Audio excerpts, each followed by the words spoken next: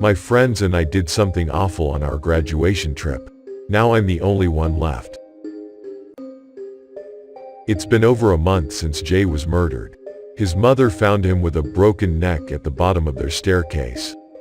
Jay's head had also been caved in by an unknown blunt object. I've been in hiding ever since. After all, I'm now the primary suspect in Jay's death, even though I had nothing to do with it. Not that anyone would believe me. All I can do is wait. After graduating from law school, my friends and I decided to have one last hurrah. Jay was going to work for his family's firm after passing the bar. Eric received a clerkship for a federal judge. Mike got an offer from a corporate bigwig to be his in-house counsel. I was disgusted at the thought of practicing law and was going to join a think tank after our vacation. We decided on Bangkok.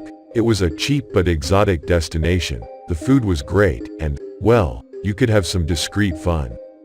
Jay's parents were so excited that he graduated and rented us an entire house in the Sathorn district. The trip was underwhelming from the start.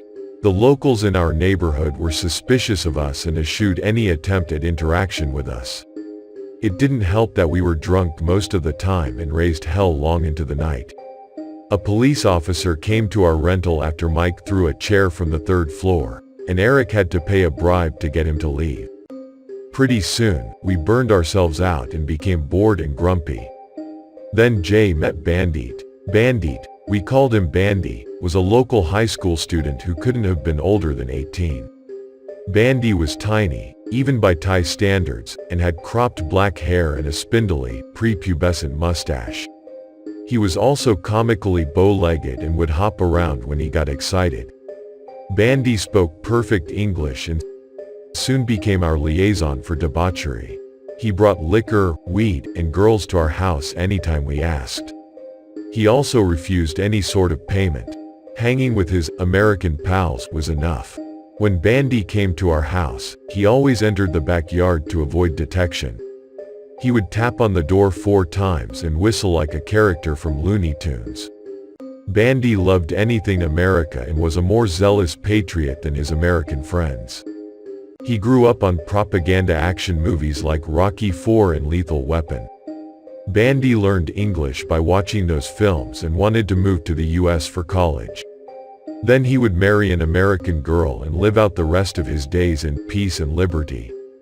Mike joked that we could smuggle Bandy in our suitcases. We loved him that much. On our last night, we threw one final, American-themed, rager to show our appreciation for Bandy. This time we handled logistics and told Bandy he should come empty-handed. We waited in anticipation of his arrival.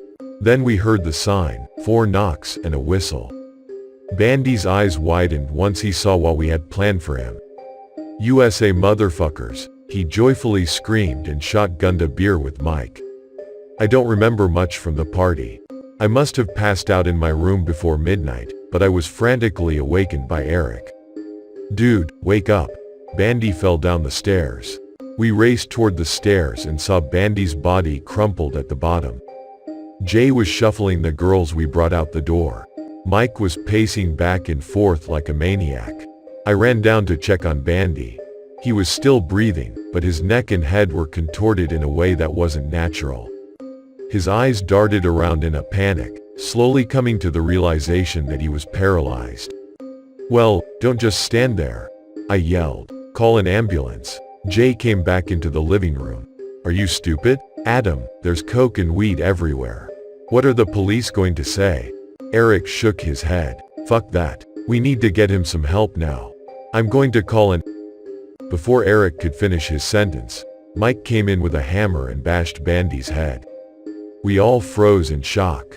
Mike, twitching from all the cocaine, took another deep breath before bringing the hammer down on Bandy again.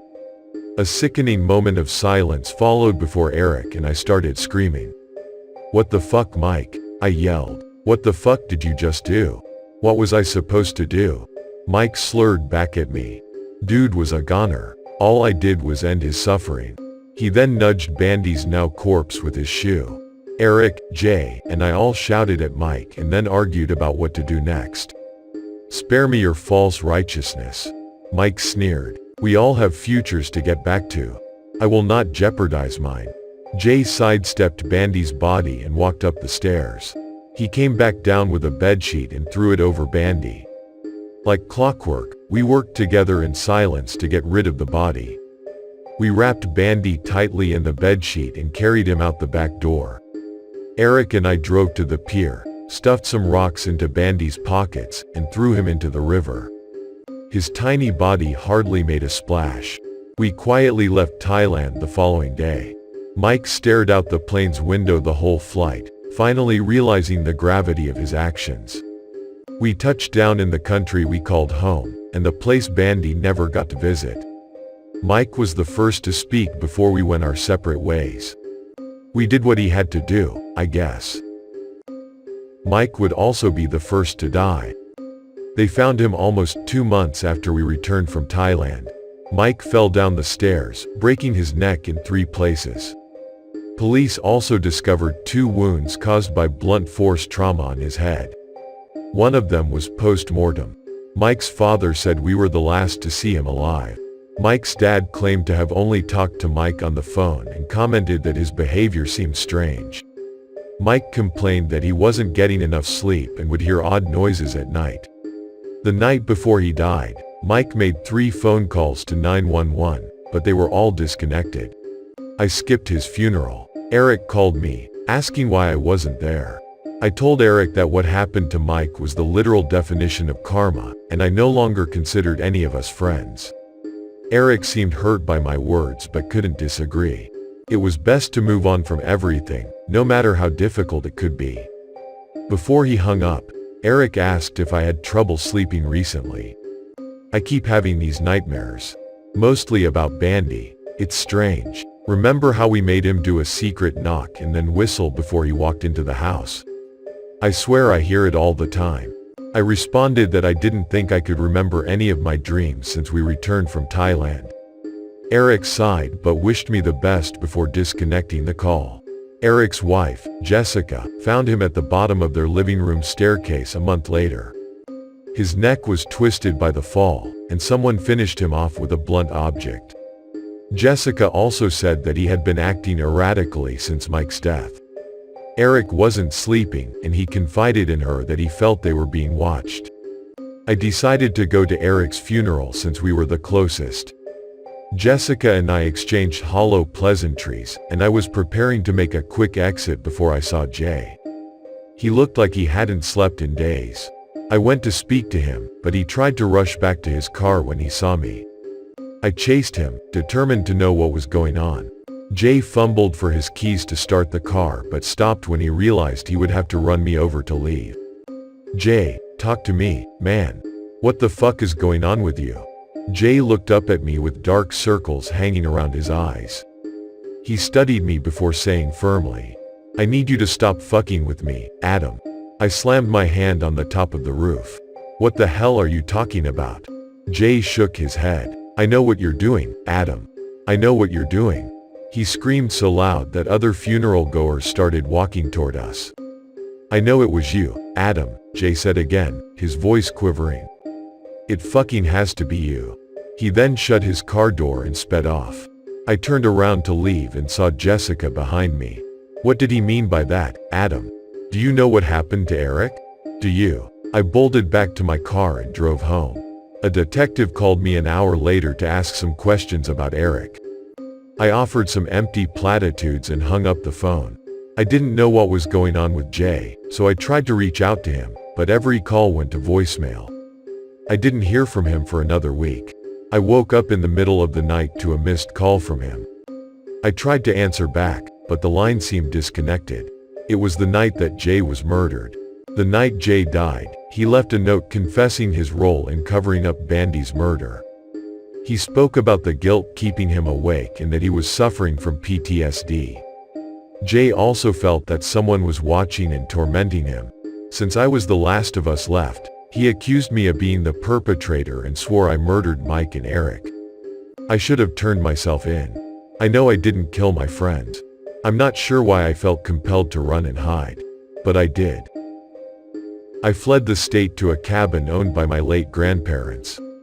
My parents desperately tried to get me to turn myself in, but I felt my fate was already decided. I stayed at the cabin for a day before crossing the border and breaking into a vacant house to hide. That's when the nightmares started. They didn't feel like nightmares, though, more like intense delusions. I would hear 4 taps on the door, followed by a loud whistle. I instinctively answered the door the first time, but no one was there. I also got an unbearable feeling that I was being watched by something. I would see shadows in the corner of my eyes and faces that I couldn't recognize popping in and out of windows. I fled the house the following day and drove until I nearly fell asleep at the wheel. I canvassed neighborhoods until I saw a home with a for sale sign. I ditched my car and broke in through the back door. I made my way to the basement and cut a crawl space in the wall to hide in case there were visitors. I slept well for the first time in what felt like ages. But the peace and quiet haven't lasted long. I've been here for 3 days. I've run out of food, and my water supply is dangerously low. I have the same delusions again as I'm about to doze off. 4 light taps on the door and a loud whistle. Only this time, the whistle is followed by laughter. At first, the laughter reminded me of Bandy, but now it's darker, more guttural. It doesn't even sound human. My mouth is so dry, and my stomach is growling. The knocking used to only happen at nighttime, but now it's repeating itself on a loop. The whistling has almost deafened my ears, and I can hear the laughter inside my body. I need to eat soon if I'm going to make it. I look up at the basement door, which now seems so far away. Was the staircase longer than I had remembered? No. I'm having delusions again. I'm sleep deprived and starving. My mind is playing tricks on me. Why am I even here? Why don't I just leave? I've done nothing wrong. I can talk my way out of this. I'm going to be okay. All I need to do is take the first step.